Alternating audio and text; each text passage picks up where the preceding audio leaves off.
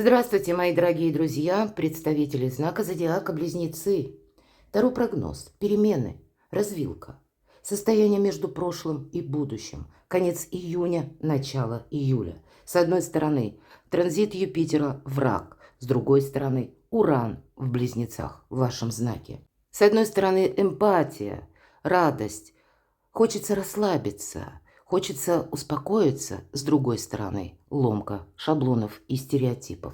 Давайте в эту эпоху мы проживаем с вами, в эпоху перемен, так нам довелось. Давайте мы с вами узнаем, и мы не будем в нашем раскладе задавать вопросы, но все же хочется увидеть какие-то подсказки.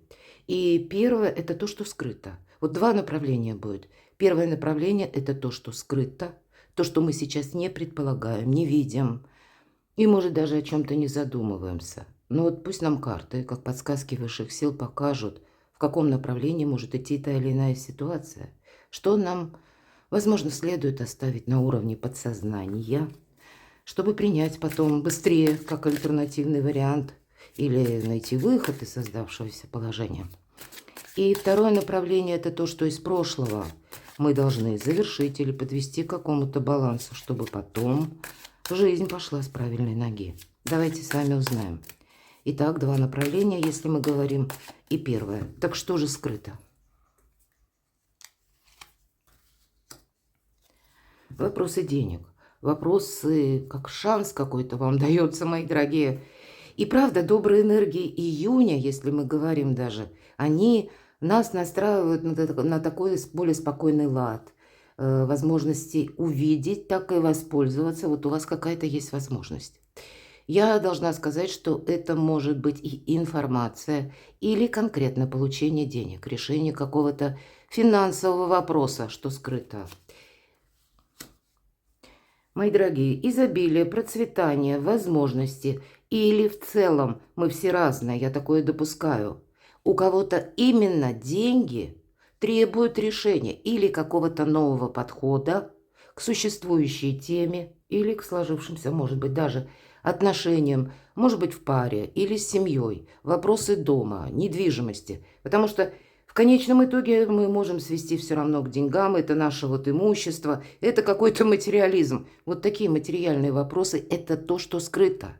И вы сейчас должны эти темы рассматривать, может быть, детально. Все-таки это как новые энергии, какая-то перезагрузка, потому что туз, с одной стороны, как помощь высших сил, а с другой стороны, начало началу.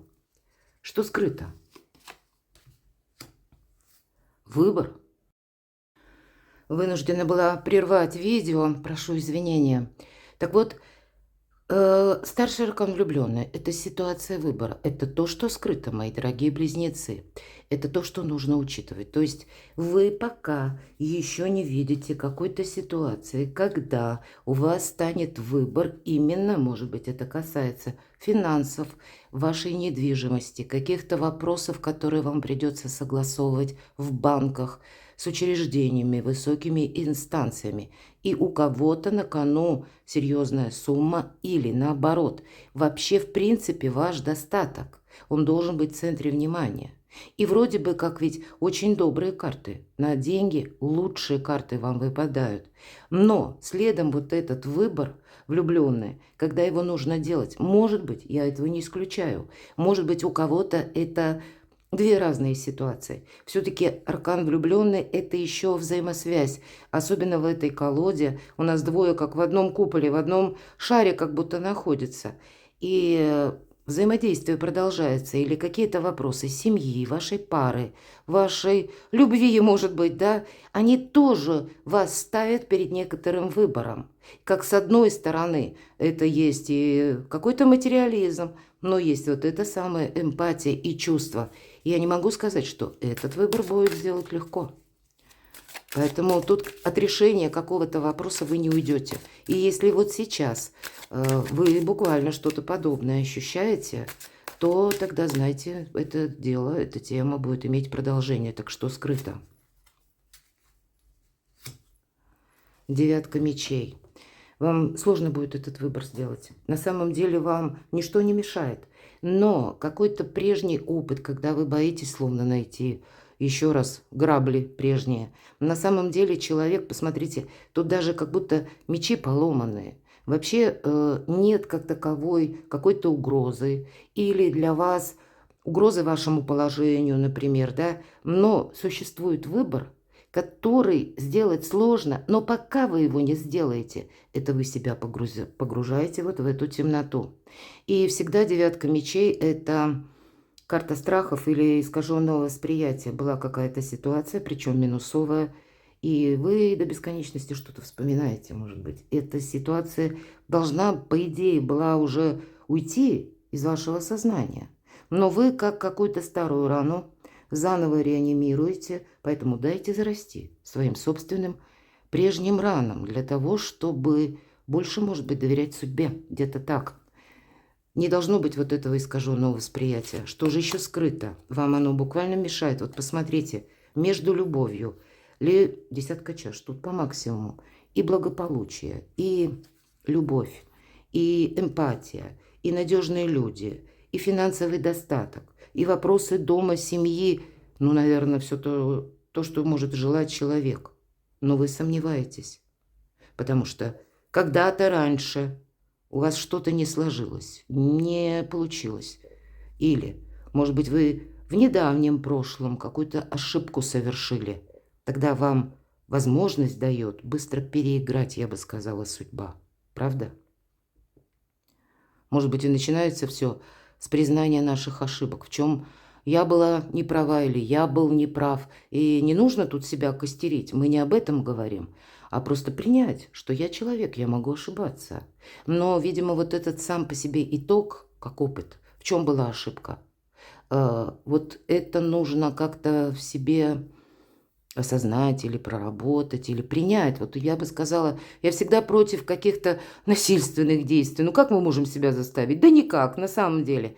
А вот когда мы добрее к самим себе, когда мы, может быть, даже себя уговариваем и говорим, ну хорошо, ну лопухнулся ты, ну что с кем не бывает. Или 100 раз ошиблась, и еще 100 раз ошибешься, ну куда ты денешься? Но вот именно по какой-то конкретной проблеме или вопросу, если вы чувствуете, словно пошли не туда, а потом снова возле этого выбора или как на развилке оказались, мои дорогие, направо или налево, вот здесь выбор правильного направления. Для вас вот словно путь наверх, путь к счастью. То, что скрыто, да, но все равно о себе напоминает. Так что же скрыто? Паш чаш. Здесь даже какая-то, знаете, сложная история, она может быть возможна через откровенные разговоры. Тут самое главное, не надо бояться. Не надо бояться даже собственных мыслей. Может быть, когда вы говорите с конкретным человеком по той теме, которая и требует и вашего выбора, и решения, может быть, и личная жизнь, вопросы даже работы или откуда к вам приходят деньги. Тут ведь, знаете, сказать, может быть, придется: я был неправ или я была не права. Это не значит, что мы там 1000 каких-то извинений и поклонов, реверансов устраиваем. Нет. Но одна фраза «я был неправ», она уже разряжает кардинально обстановку. И вот эти грозовые тучи, они уходят мимо. Самое главное, Паш чаш вам тогда будет говорить о том, что вас услышат и поймут. Но вот обратите внимание, как легли карты. Центральная карта. Дело в вас. Это то, что скрыто. А то, что не скрыто, давайте узнаем. Что из прошлого? Нерешенный вопрос или тема требует вашего внимания. Возможно, вам нужно просто успеть. Что нужно успеть? Король мечей. Ну, если мы так про астрологическое, да, астрологические знаки переложим на карту, это как раз где-то близнецы, весы, водолей. Или это может быть и человек, который по луне, с асцендентом, или это вы сами. Король мечей, вот обратите внимание, вот в такой треугольник, как будто мы себя погрузить точно не должны. Здесь есть, с одной стороны, очень правильные рациональные мысли, но именно эта колода передает, что мы в этих мыслях и находимся сами. Вот что-то вы, с учетом предыдущих карт, вы себе надумали, и вы от этого шаблона никак не можете отойти. Причем вроде бы Думаете, это вы все правильно, но явно вам не хватает какой-то определенности. Здесь наша жизнь, она многогранная. Она не черная и белая. Она не только одно направление, да, а может быть соединить сразу несколько. По этой карте, может быть, вы и еще какое-то важное решение не приняли. Или какой-то документ не согласовали, мои дорогие. Ведь по королю мечей у нас идут юристы, адвокаты. Может быть, это тот вопрос, который вы начали, но не закончили, и вот теперь его нужно продолжить. Сходить к чиновникам, посетить, может быть, какие-то инстанции, прояснить какую-то тему, что же есть на самом деле. Так что же нужно успеть еще? Может быть, и в банках.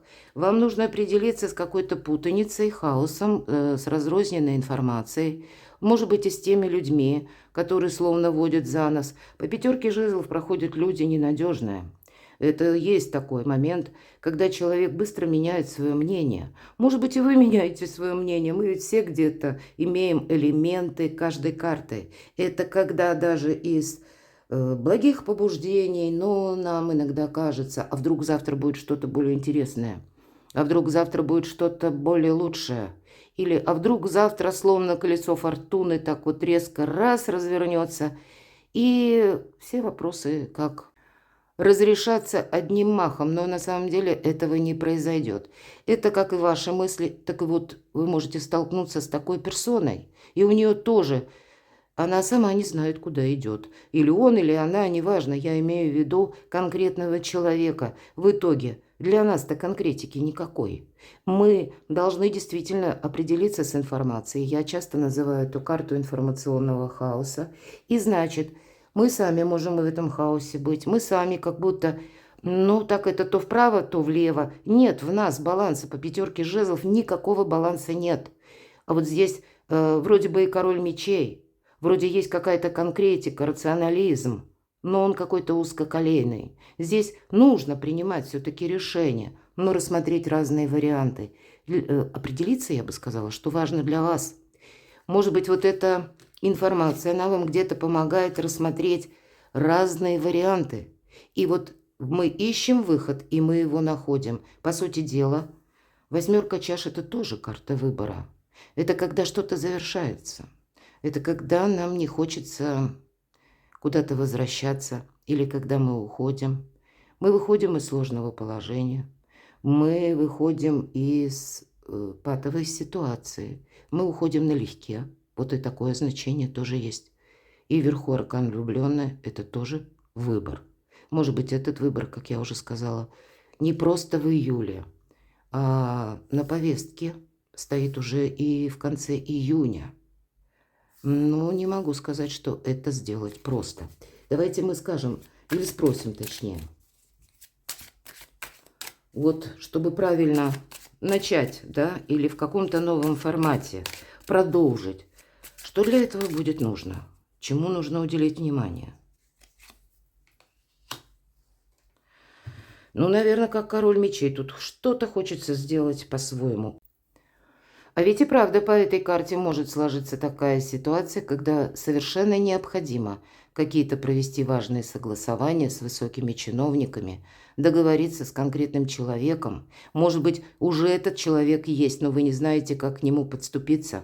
Может быть, вы долгое время откладывали какую-то встречу очень важную. Или у вас есть какое-то важное дело, когда это требует взять на себя ответственность. А вы с этой ответственностью тоже где-то времените. Или, мои дорогие, для кого-то, мои дорогие девочки, к примеру, это тоже может быть тот человек, который вас водит за нос. Он сам еще не определился. Мои дорогие мужчины, с вами тоже где-то подобное может быть, когда где-то и вы сами можете, все-таки у нас тут, потому что король мечей выпадал. Это вы можете думать, что я в любой момент что-то переиграю. А вы упустите время. Или я в любой момент обращусь к этому человеку. Ну, можно так, конечно, думать, а с другой стороны, а вы пришли к этому человеку, если отложили на потом, так вот потом приходя, а человека нет. Или человек получил другую должность, у него другие цели, задачи, другие интересы. И вот тут что-то не отложить в долгий ящик будет очень важно. Ко железо пока горячо.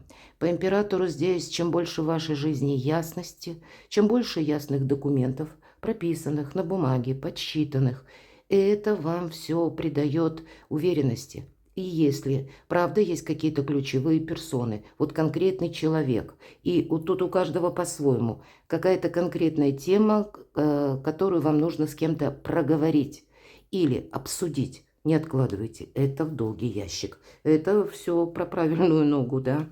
Давайте, что же еще на будущее? Вот мы тут можем сидеть и мечтать. Семерка чаш – это карта иллюзий и бездействия, паузы. Поэтому какая-то пауза у вас должна быть завершена. Неопределенность, опять же, это у нас выбор. Но это выбор, когда чего-то просит наша душа. Нам точно куда-то хочется идти или продолжать. Но мы ведь тоже, видимо, с этим выбором не можем как-то так ясно, четко определиться. С одной стороны, хочется, это где-то граничит с пятеркой жезлов. Но если пятерка жезлов, она такая более колкая, или она такая быстрая, а тут наоборот, расслабленность, нега. Это мы в мыслях, это мы в мечтах, это мы в воспоминаниях. И, может быть, было что-то хорошее, пусть у кого-то в отношениях, или пусть это какие-то вопросы работы. И нас эти воспоминания тоже держат, как в тисках, в рамках. Мы никак не можем что-то начать.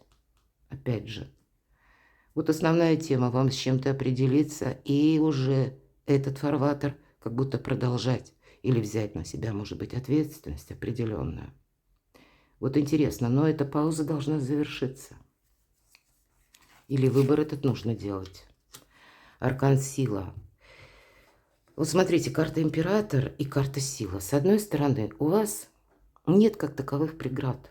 У вас на самом деле очень доброе время для себя сделать что-то изумительно, удачно, хорошо. Так, чтобы вам это способствовало как и уверенности, как и решить вопросы по части благополучия. Но для кого-то из вас это еще и вопросы личной жизни.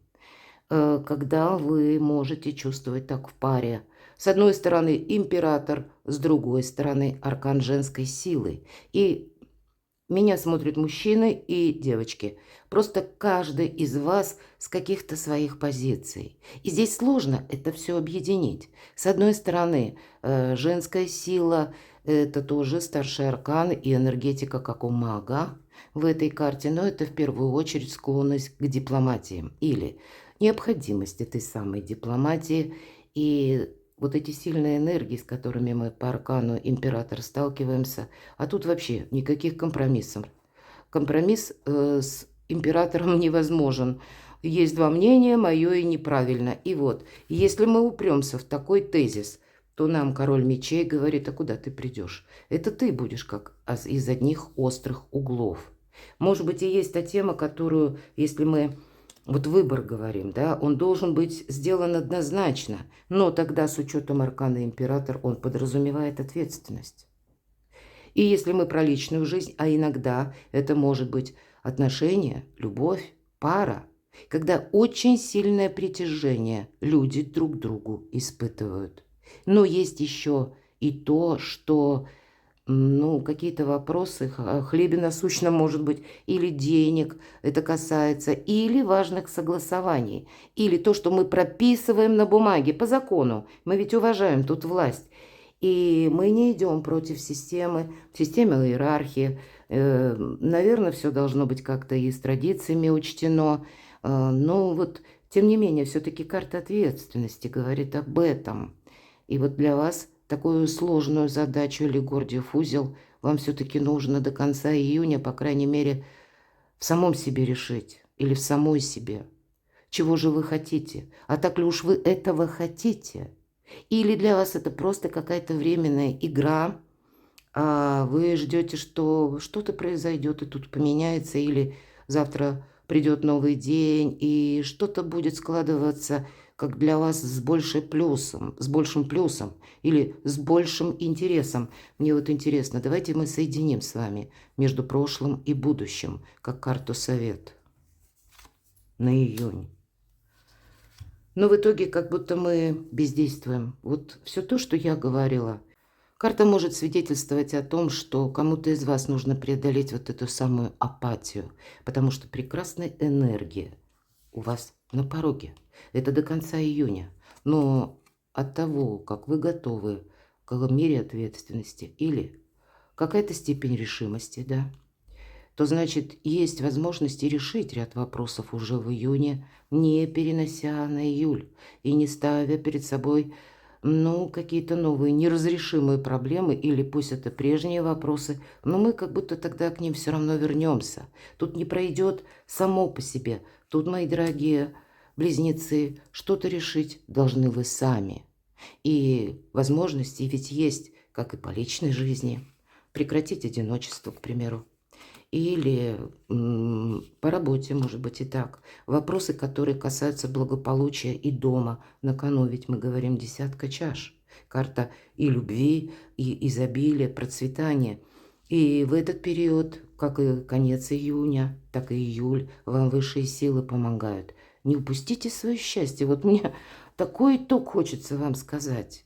Потому что на самом деле старших арканов у вас достаточно много. Ну и другие такие знаковые, очень добрые карты, которые отнюдь не всегда выпадают, кто смотрит мои прогнозы. И я никогда не подгоняю карты. А вот у вас как раз вот этот момент перехода, вот эта развилка, она у вас какая-то особенная. Перекладывайте на себя. Я благодарю за то, что вы смотрите мои видео, за ваши комментарии. Подписывайтесь на мой канал и будьте счастливы, будьте любимы всегда.